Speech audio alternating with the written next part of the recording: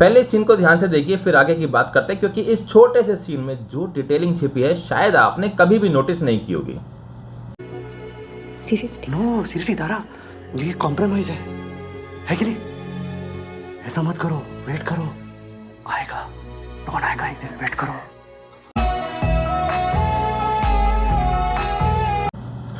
चलिए बात करते हैं, क्या आपने इस सीन की एक छोटी सी लेकिन बहुत बेहद इंटरेस्टिंग डिटेलिंग नोट की?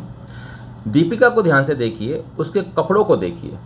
दीपिका के कपड़े लाल रंग के हैं और वो जो जेस्चर यूज़ कर रही है उसमें हमें हार्ट और इमोशंस की याद आती है, यानी फीलिंग, लव और इमोशंस का बेहतरीन संगम।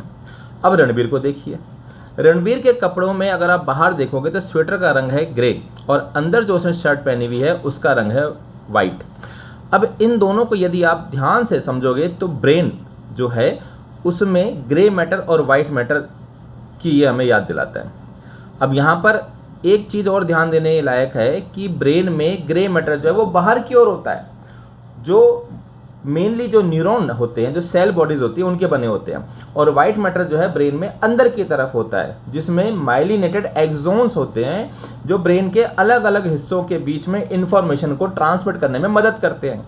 इसका मतलब ये हुआ कि जो कपड़े पहने गए हैं दीपिका के लिए वो हार्ट और रणबीर के लिए वो ब्रेन को बता रहा है। और साथियों, यही है इस फिल्म के डायरेक्टर मिस्टर इम्तियाज़ अली की पीक डिटेलिंग।